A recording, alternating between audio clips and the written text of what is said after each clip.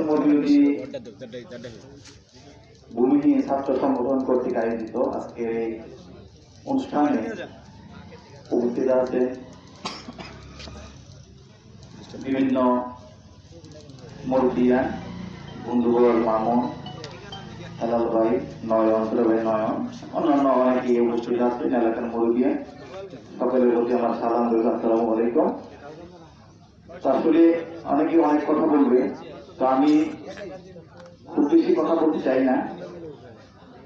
আমার শুধু একটি কথাই বলা আছে যে আমরা যারা বর্তমানে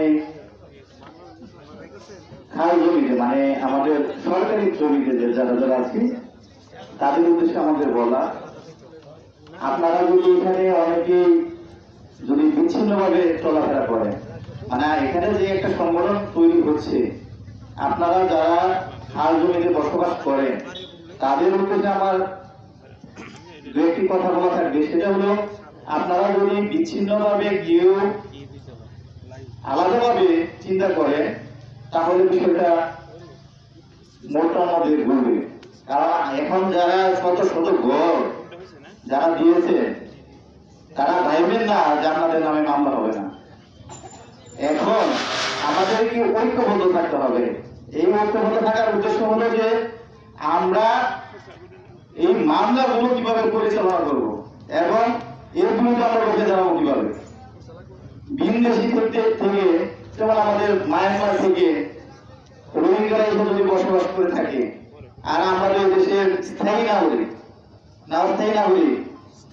স্থায়ী নাগরিক যদি আমরা হয়ে থাকি, তাহলে যদি আমরা এই দেশে বসবাস করার মতন আমাদের ঘর বাড়ি না থাকে, তাহলে আমাদের মরে যাওয়া উচিত না। সকল কি বলেন? যদি এই চিন্তা ভাবনা থাকে তাহলে সকলের ঐক্যবদ্ধ হতে হবে।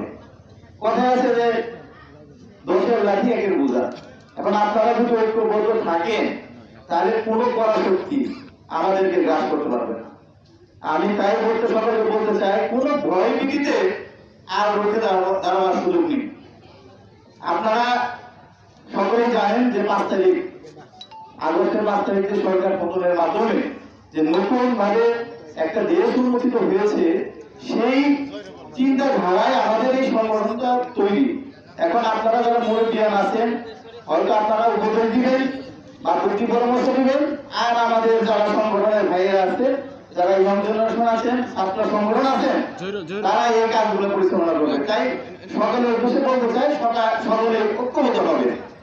আর কথা না বাড়িয়ে সকলের সুস্বাস্থ্য কামনা করে, আর সকলকে আবারও বলি যে আমরা কেউ ভয় ভীতিতে পরাজিত না হয়ে, বা ভয় ভীতি কেউ হয়তো দেখাতে পারে, সেটাতে আমরা কারো প্ররোচনা বা কারো বুদ্ধি পরামর্শে আমরা ওইভাবে প্রভাবিত না হয়ে আমরা সকলকেই ঐক্যবদ্ধ থাকার আহ্বান করে আমি আমার কথা শেষ করছি। আসসালামু আলাইকুম ওয়া রাহমাতুল্লাহি ওয়া বারাকাতুহু।